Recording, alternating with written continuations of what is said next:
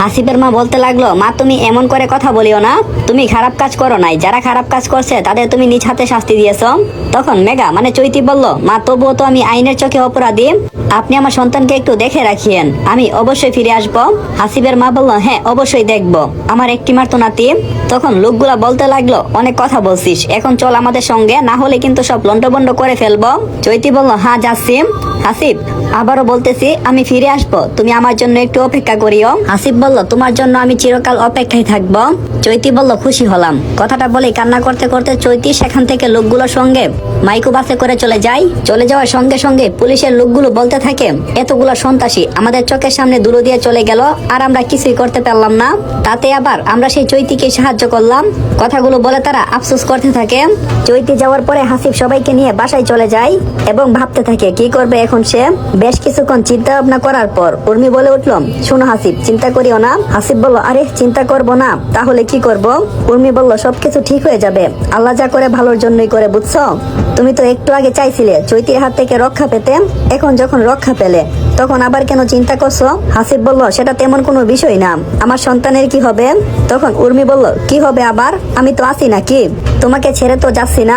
হাসিব বলল, তুমি কি পারবে আমার সন্তানকে মায়ের ভালোবাসা দিয়ে মানুষ করতে? পারবে তাকে নিজের সন্তানের মতো করে দেখতে? উর্মি বলল, হ্যাঁ আমি পারবো। তখন হাসিব বলল, তাহলে আজ থেকে আমাদের বাসায় থাকো আর ওর যত্ন করো, ঠিক আছে? উর্মি বলল, ঠিক আছে। এমন সময় হাসিবের মা এসে বলতে লাগলো, দেখো উর্মি, তোমার সঙ্গে হাসিবের বিয়ে হবে। কথাটি শুনে উর্মি বলে উঠল, কি বলেন আন্টি, হাসিব তো চৈতিকে বিয়ে করবে। তখন হাসিবের মা বলল, তুমি কি পাগল নাকি, আমার ছেলের সঙ্গে একটা সন্ত্রাসী মেয়ের বিয়ে দেব? এটা তুমি কি করে ভাবলে? উর্মি বলল, হাসিব তুমি কি বলো এই সম্পর্কে?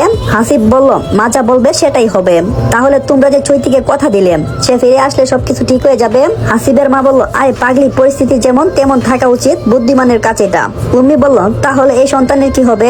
উত্তরে হাসিবের মা বলতে লাগলো, সন্তান যখন আমাদের, তখন তো আমাদেরকে দেখতে হবে, তাই নাকি?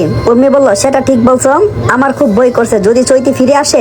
আরে পাগল নাকি তুমি, ওরা তো চৈতিকে মেরে ফেলবে, আর সেই জন্য নিয়ে গেছে, বুঝছো? হাসিবের কথাই চৈতি বলল, তুমি কেমন করে জানলে যে ওরে মেরে ফেলবে? হাসিব বলতে লাগলো, চৈতিকে নিয়ে যাওয়ার সময় একটা ছেলে কাকে জানিয়ে ফোন দিয়ে বলল, বস কাজ হয়ে গেছে, আমরা ওকে মেরে ফেলেই তোমার কাছে আসবো। উর্মি বলল, বাহ। উর্মি অনেকটাই খুশি হলো। আবার হাসিব বলতে লাগলো, শোনো, আমাদের যেই তারিখে বিয়ে হওয়ার কথা ছিল ওই তারিখে বিয়ে হবে, তোমার বাসায় জানিয়ে দিও। উর্মি বলল, আচ্ছা ঠিক আছে। এদিকে চৈতিকে তারা একটা নির্জন জায়গায় নিয়ে যায়, সেখানে গিয়ে চোখের বাঁধন খুলে, আর চোখের বাঁধন খোলা মারতই চৈতি দেখতে পায় যে তার নিজের বাবা গুলি নিয়ে তার সামনে চেয়ারে বসে আছে। চৈতি জিজ্ঞাসা করলো, বাবা তুমি? কথাটি বলা মারতই ওর বাবা সেখানে চৈতিকে। পরবর্তী পাঠের জন্য অপেক্ষায় থাকেন। আর এই